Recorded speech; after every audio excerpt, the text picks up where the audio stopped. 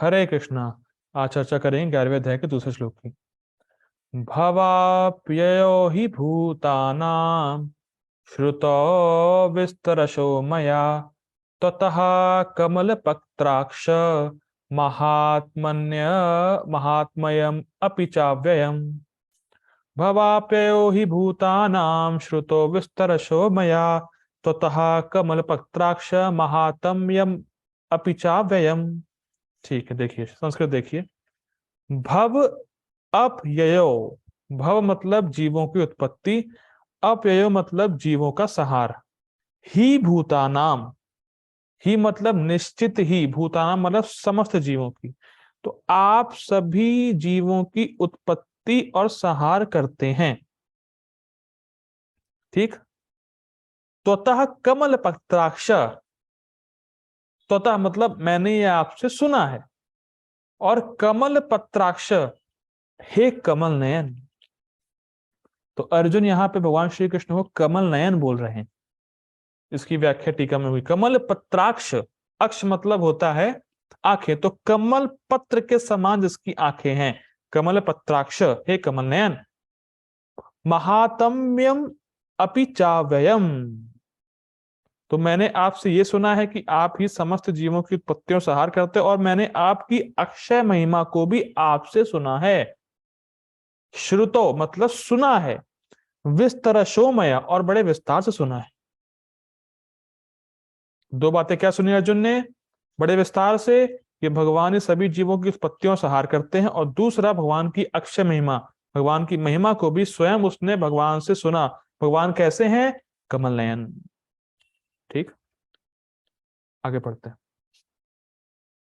हे कमल नयन, मैंने आपसे प्रत्येक जीव की उत्पत्ति तथा लय के विषय में विस्तार से सुना है, और आपकी अक्षय महिमा का अनुभव किया है। ठीक, दो बातें। गीता भूषण टीका। हे कमल नयन, कमल पत्र के समान अति रम्य।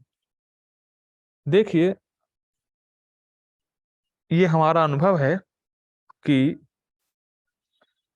देखिए, मैंने ऐसे लाइव कमल तो नहीं देखा खिलते हुए कभी तालाब वाला में, ऐसे लाइव कमल तो नहीं देखा। लेकिन हमारे यहाँ, हमारे घर में एक हवन यज्ञ हो रहा था, तो उस पे उस जो पंडित जी थे वो कमल, बहुत सारे कमल लेके आए थे। तो कमल को अगर आप ऐसे भी देखें खिला हुआ नहीं है तो भी बड़ा सुंदर लगता है देखने में। क्या अनुभव आपने अनुभव किया है? कमल को आप खिला हुआ ना भी देखें, ऐसे ही देखेंगे बड़ा अच्छा लगता है, और जब खिलता हुआ देखेंगे तो कहना ही क्या। तो यही कह रहे हैं, कमल पत्र के समान अति रम्य। रम्य मतलब बहुत सुंदर। तो कमल होता है दिखने में बड़ा सुंदर लगता है, तो आपकी आंखें दिखने में बड़ी सुंदर है। दीर्घ, दीर्घ दीर्घ मतलब होता है, दीर्घ मतलब लंबी है। मेरा वीडियो ऑन हो जाए, देखिए। लंबी मतलब भगवान की आंखें दूर तक हैं। हमारी आंखें यहीं तक होती है, लेकिन भगवान की दूर दूर तक है, आंखें दूर तक होती, मतलब ऐसे रहती, लंबी। ठीक, तो भगवान की आंखें बड़ी भी होती और लंबी होती। दीर्घ।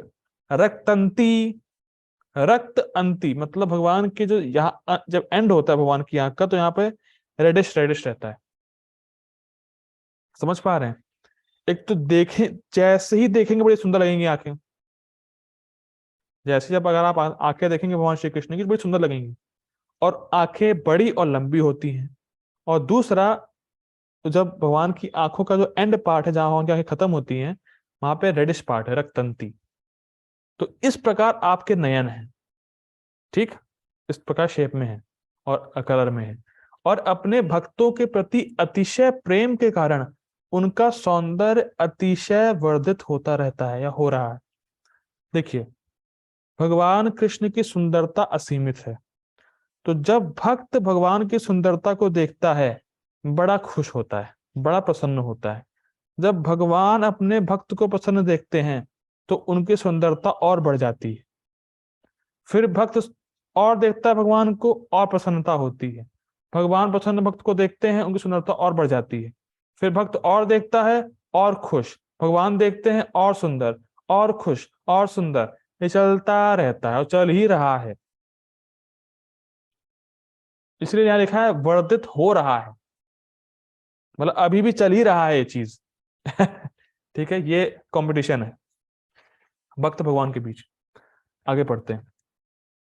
मैंने आपके द्वारा, अर्जुन कह रहे हैं, मैंने आपके द्वारा कई बार यह साक्षात श्रवण किया है, श्रुतो विस्तरश मया, श्रवण किया कि सभी जीव आपके द्वारा सृष्ट और संहारित होते हैं। मैंने आपकी शाश्वत शक्तियों के विषय में भी सुना, यथा अहम कृष्ण से जगता प्रभवा प्रलयस्त था। इस जगत में जो कुछ भी भौतिक तथा आध्यात्मिक है, उसकी उत्पत्ति तथा प्रलय मुझे ही जानो, भगवान ने बताया था।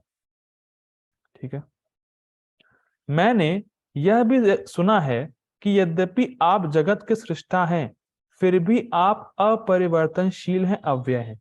इसको समझिए। देखिए, इस जगत में अगर हम कुछ भी सृष्टि करते हैं किसी भी चीज की, तो हम में परिवर्तन आता है,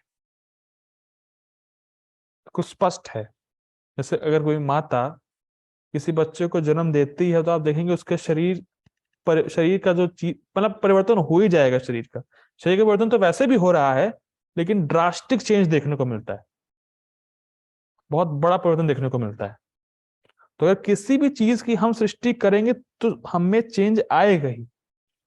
या मान लीजिए आपने बहुत खा लिया है, तो स्वाभाविक है हाजमा जिसका स्ट्रांग नहीं है, तो उसको बार बार जाना पड़ेगा, तो तुरंत चेंज आएगा उसकी बॉडी में, ड्रास्टिक चेंज। उसका वजन गिर जाएगा, कम हो जाएगा, कमजोर हो जाएगा। उसी, लेकिन भगवान में क्या है, भगवान सृष्टि करते हैं, जीवों की उत्पत्ति करते हैं, नो चेंज। और जीवों को जब समेट लेते हैं तो भी नो चेंज। अगर हम उत्पत्ति करेंगे तुरंत चेंज, अगर ज्यादा खा लेंगे, कुछ मतलब ज्यादा इनटेक ले लिया तो भी चेंज, हाजमा खराब। लेकिन भगवान में ऐसा नहीं है, सृष्टि करे तो भी नो चेंज, प्रलय हुआ जब समेटा महाविष्णु ने अपने अंदर सब कुछ, तो भी नो चेंज। एक तो ये अर्थ है अव्यय का, कि सृष्टि और प्रलय करते समय भगवान परिवर्तन नहीं होता। ये नहीं भगवान कहते अरे यार इतने सारे जीव निकल गए हैं, बड़ा कमजोर फीलिंग हो रहा है, बड़ा कमजोर हो गया मैं, ये सबको समेटा है, बहुत कुछ खा लिया है, डकार लेने का मन कर रहा है। डकार एक प्रकार का परिवर्तन ही है भाई, वो भी नहीं होता। ठीक है, पूरा ब्रह्मांड खाया है फिर भी कोई डकार नहीं, चेंज नहीं होते। यद्यपि आप सभी के नियंता हैं, फिर भी आप नियमित जीवों का संग नहीं करते हैं या उनसे प्रभावित नहीं होते हैं। कहने का अर्थ है कि भगवान सभी के हृदय परमात्मा रूप में है।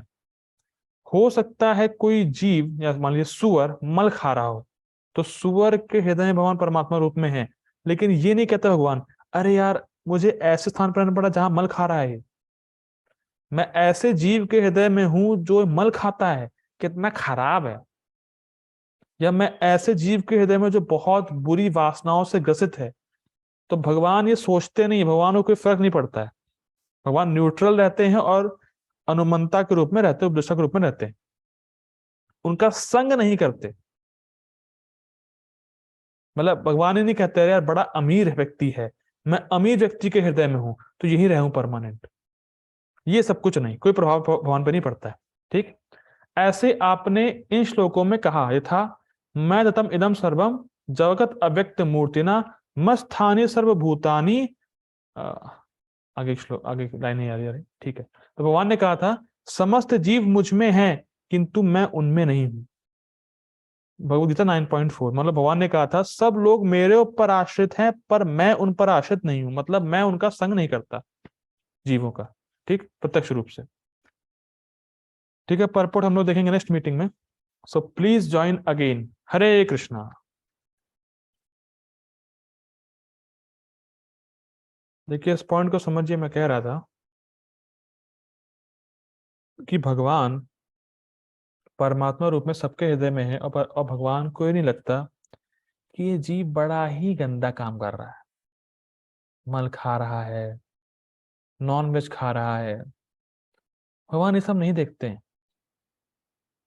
भगवान को कोई फर्क नहीं पड़ता है, क्योंकि व्यक्ति अपने कर्मों के हिसाब से जो कर रहा है कर रहा है, प्रकृति के हिसाब से जो कर रहा है कर रहा है। तो भगवान को कभी ये फीलिंग नहीं आती है कि मैं कहाँ फंस गया हूं। आप ये समझ पा रहे हैं? भाई मान लीजिए जैसे आप डिवोटी हैं, इसको समझिए व्यतिरेक में, आप डिवोटी हैं, ठीक है, आप प्रसादम ही खाते हैं, और कोई व्यक्ति आपके ही रूम में आके नॉनवेज खा रहा हो, तो ये बताइए क्या आप 1% भी अफेक्टेड नहीं होंगे क्या?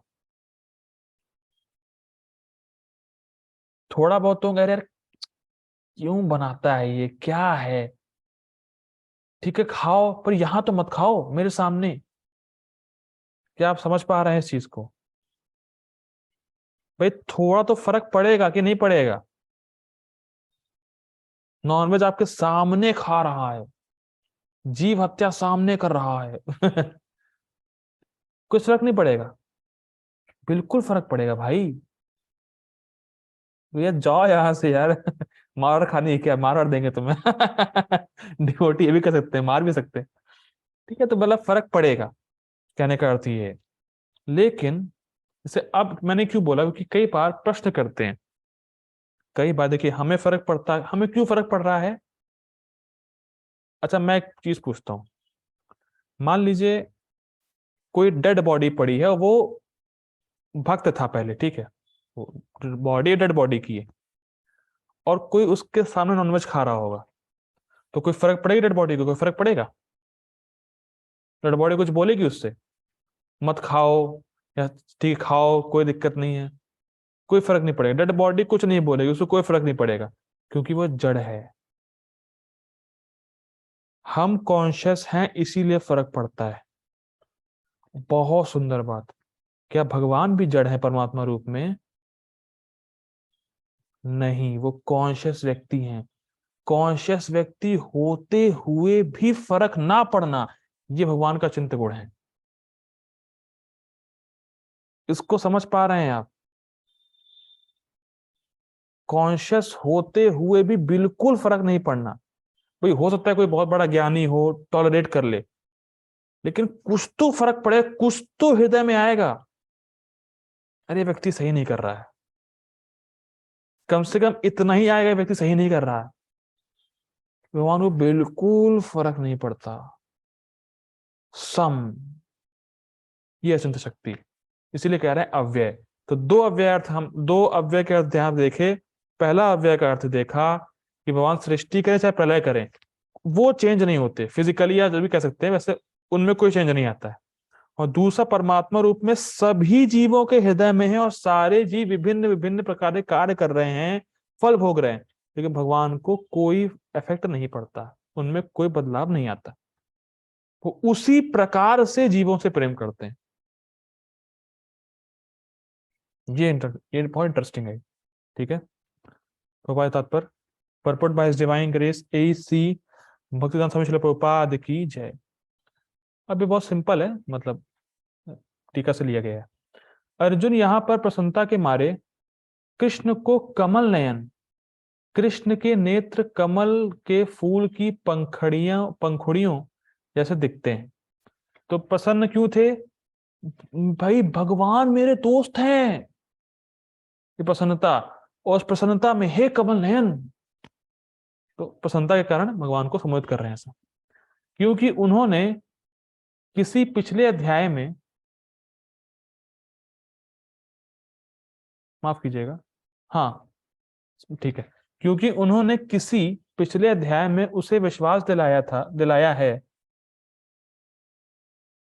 ओके, भगवान ने दिया, ठीक है, क्योंकि उन्होंने किसी पिछले अध्याय में उसे विश्वास दिलाया है, अहम कृष्ण से जगता प्रभवा प्रलस्त था, ये पढ़ चुके टीका में आया था, मैं जगत की उत्पत्ति तथा प्रलय का कारण हूं।